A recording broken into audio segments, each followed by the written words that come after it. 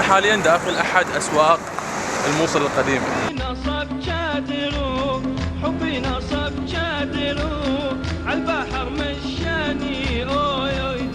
الموصل عاصمة الثقافة، ثاني أكبر محافظة عراقية. هاي المدينة تأثرت بالحروب العراقية أكثر كل المحافظات على مدار التاريخ. احنا اليوم تقريبا داخل المكانات المهدمة، أماكن الحرب كلها صارت بهذا المكان.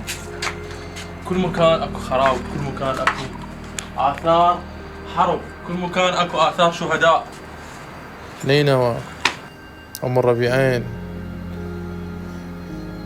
هذه المدينة أو أهل هذه المدينة إلى الآن موجودة بذاكرتهم مواقف سيئة حصلت معاهم أثناء الحرب. جيلي أصعب موقف مريت. داعش ظهري كله شظايا، رجلي داعش شوف. أنا ما فلت أنا ميتين. وإحنا مشي من هنا للأصلاح تقريبا ساعة. أنت وعائلتك؟ ما إي والله. أطفال؟ ماكو لا سيارات وأطفال ويانا ولا جهال وتبهدلنا. مية هذا المية نشرب هذا ما ينطونا. من جوع، من عطش، من أصوات انفجارات.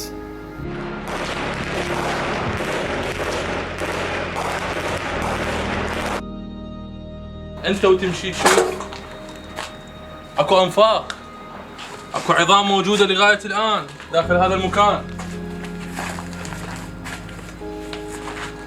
هذا المكان اللي راحت بيه الشهداء، هذا المكان اللي بكت بيه الأمهات، هذا المكان اللي تحطمت بيه الأطفال وتيتمت. هاي الموصل القديمة يا ناس. وهاي أول محطة، وصلنا الفندق داخل مدينة الموصل القديمة، بالقرب من عندي جامع النوري، بالقرب من عندي كل الأماكن اللي لازم نصورها ولازم تشوفوها. فيلا جاهزين؟ خلينا نروح نكمل. كل الأماكن داخل الموصل راح تصير عبارة عن موضوع، لأن كل شيء بالموصل يستاهل. وأول موضوعنا راح نبدي من السوق مال الموصل. راح نجرب الأكلات الموصلية، وهسه راح نروح ونشوف شنو الشباب راح يطلبون وشنو راح ناكل. احنا حاليا داخل احد اسواق الموصل القديمة. الشارع هذا يحتوي على المطاعم القديمة والاكلات الموصلية المعروفة، ويحتوي على القهاوي القديمة الموصلية. طبعا اكو شغلة اكتشفتها داخل الموصل والبارحة قالوا لي عليه. المصالوة بصورة عامة الأغلب من يقعد يحكي باللغة مالتهم الأصلية ما راح تفتهم أي شيء. أي كلامه ما راح تفتهم.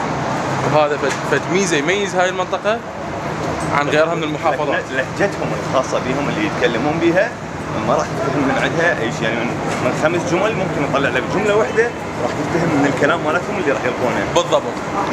وعندهم 4 أكلات. هاي الأكلات كلش مشهورين فيها: الدولمة، القلية، الكبة، والشريب مال القص. فاحنا هسه راح نحاول نجرب الاغلب او الكل ان شاء الله نقدر. يعني حياكم الله اهل الديار ونورت الموصل، واليوم نضيفكم عندنا والنعمة. بلى والله ما يصير تطلب بيت الموصل. هذا يعتبر اقدم محل زبيب الموصل بالدواسة. بالموصل بالدواسة من 1975. شلون يقدمون الزبيب هذا؟ ما ليش اختاريتوا البارفون؟ الزبيب بالفضل ويبرد يعني بيه. هسه خلينا نجربه ونعطيكم رأينا. يمكن هذا اطيب زبيب شربته بكل العراق. الموصل يا ساتر. طبعا كرم اهل الموصل معروف. جيت قلت له اريد اعطيك حساب، قال ما ناخذ. 4 زبيب قال ما ناخذ حسابها. وهو هذا الكرم العراقي على اصوله. عصاعيد، كبة، تشريف، مشاوي. هو هذا شو نجرب اقدم الاكلات. هي هذه الاكلات تلاقيها بالميدان، حتى السمك قلي شوي. الميدان وين صاير؟ هسه مناسبة واسع. سيارة عندي بس راح نركب ليش يقولون البيت لازم كبر بالجسر القديم، الجسر العتيق. لا جسر قديم. هو يزتك انت يمينك يسارك تدعك من هنا سمك من هنا التشاريب طب عليهم بالفضل. تحياتي. السلام عليكم. للميدان. والله من كنت تعبر على الخامسة بداية التحرير ريحة الجثث تقتل. ايوه. يا تشتري الخامسة الورق.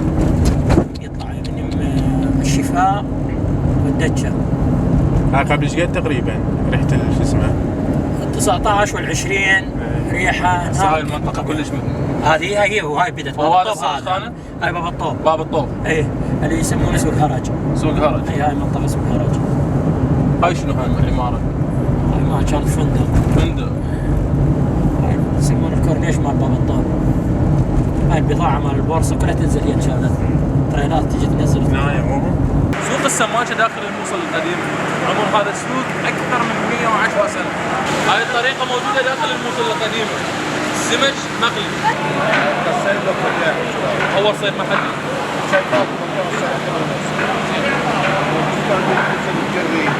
شبور السبتي. بما أنه دخلنا سوق السماكة لازم هذاني يصير سمك وخلي.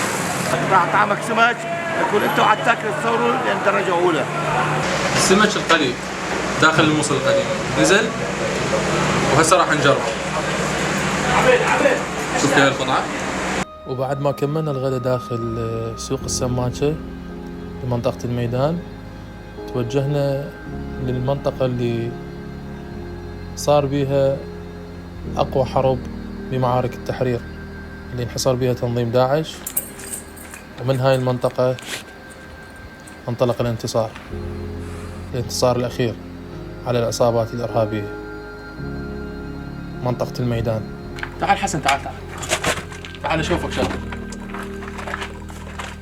رغم حجم الدمار اللي موجود داخل هاي المنطقة، داخل هذا المربع خصوصا اللي انا بيه، ابطالنا بالقوات الامنية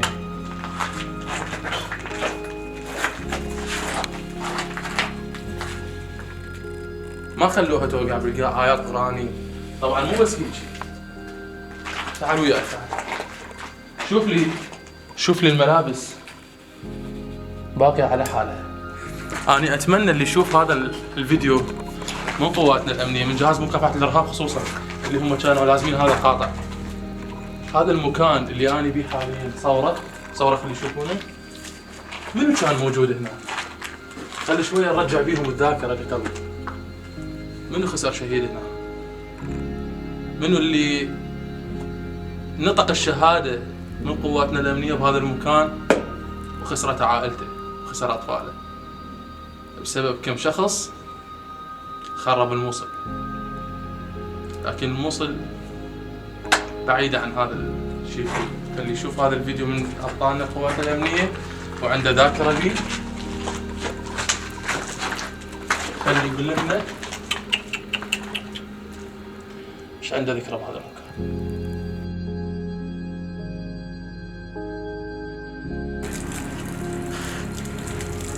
شنو اسمك؟ زينب. قد عمر زينب؟ 4 5 لا 6 مصاوية؟ لا. نعم.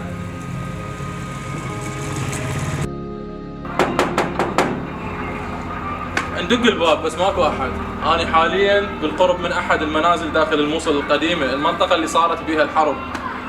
انا بس اسأل انه اهل هذا الدار وين صفى بهم الدهر؟ منو مات من عندهم ومنو بعده حي؟ منو الى الان يحن الاصغر طابوق انبنت بهذا البيت؟ هذا الطفل انا متاكد عمره اكثر من 9 أو 8 سنوات، من ايام ما بلشت الحرب انا متاكد هذا الطفل انحط بهاي الباب واهل هاي الدار تركوه راحوا المأوى ثاني. على طول وقت التصوير واللقاءات اللي جرت بيني وبين أهل هذه المدينة كانت عبارات الشكر والتقدير والامتنان للقوات الأمنية متفارقة. هناك كان بيوت سابقا؟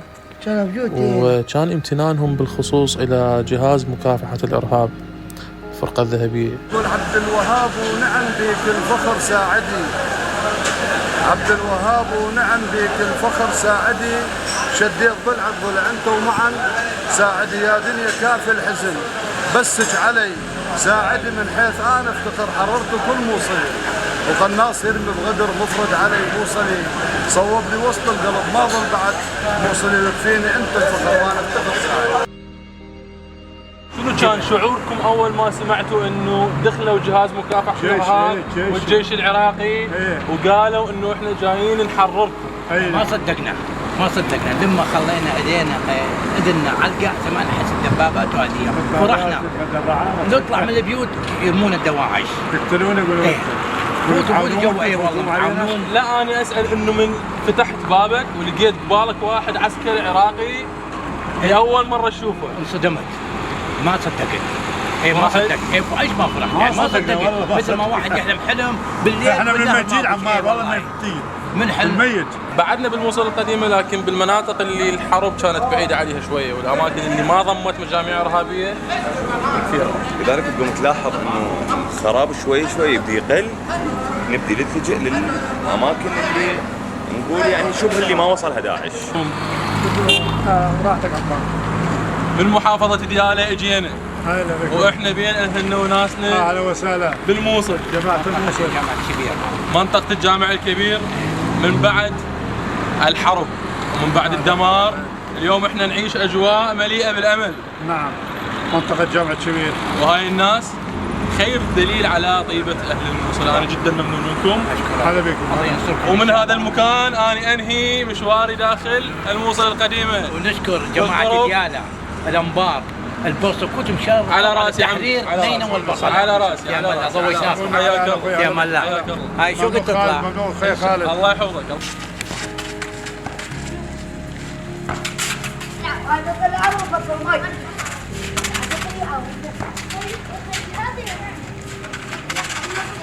بالقرب من منارة النوري كتب، ثقافة، قصص، ناس مهتمة بالقراءة. شلون صدقت الموصل؟ الموصل يعني لعبة كانت سقوط الموصل، مستحيل ان تسقط الموصل. الناس اللي موجودة بيه الناس اليوم الناس المثقفة مثل ما تفضلت انت الكتب والثقافة اللي موجودة، بس هي لعبة اكبر من عندنا كانت. باليوم الثاني بالموصل ورفقة الأخوة. احنا حاليا متواجدين داخل سوق النبي يونس. اقدم سوق بالموصل اللي هو النبي يونس، يعني بلد شبيه باب الشرجي. مثل باب الشرجي. الازدحام اللي عندنا ببغداد بالضبط اللي متواجد باب الشرجي وبالشورجه وبالمتنبي وبالمكان نفس الاشياء راح تلقوها هنا باختلاف بعض الوجبات باختلاف المقاهي اللي موجوده بوسط الشارع. تلقون مقاهي موجوده بهذا المكان. المحلات بكثره كلش هواي. الاشياء الموصليه اللي ما موجوده ببغداد.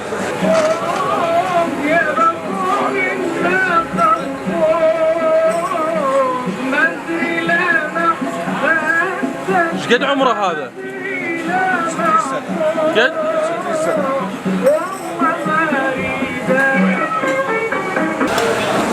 السلام عليكم. هلا وحياتي. من الوجبات الموصلية اللي تستخدموها بالفطور أكثر وجبة؟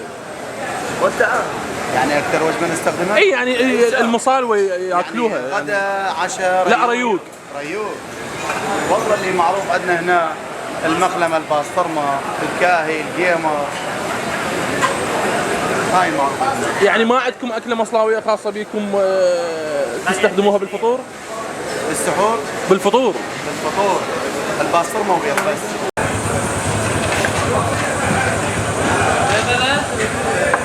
الأكل طيب لكن بالموصل الأكل له نكهة خاصة مستحيل تحصلها بغير محافظة. ويمكن تأيدني بالرأي.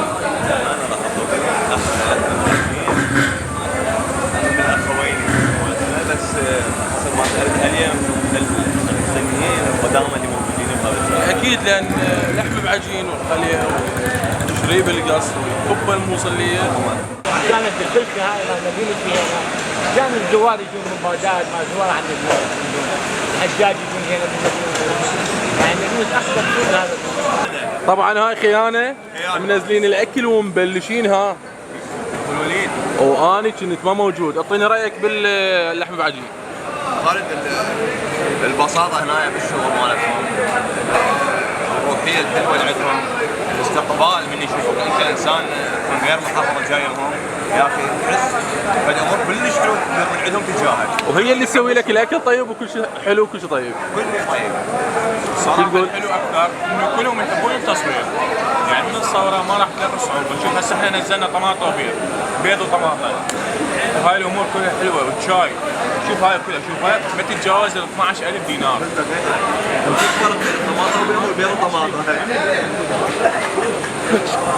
صدق مو نفس الشيء مصطفى تعال. طماطم وبيض وبيض وطماطم. لا هو انا وجهك يقول لك طماطم وبيض وبيض وطماطم يعني يحسن اكثر من صحيح. ممتاز. الف عافيه. انطونا رايكم بالاكل. ولا غلطه. خوب انت مستغلها فرصه ساكت. ها؟ الله قتل يخبر نفسيتهم طيبه. سوق النبي يونس ننهي رحلتنا الى الموصل. بصراحه ما اريد انهيها بس خلاص وقت الفيديو راح يصير كلش طويل. ان شاء الله ما ضوجناكم بالفيديو والفيديو كان ممتع. انتظروا الجديد ان شاء الله. لا تنسوا الاشتراك وقناه تفعيل زر الاشعارات حتى يوصلكم كل جديد. والى اللقاء.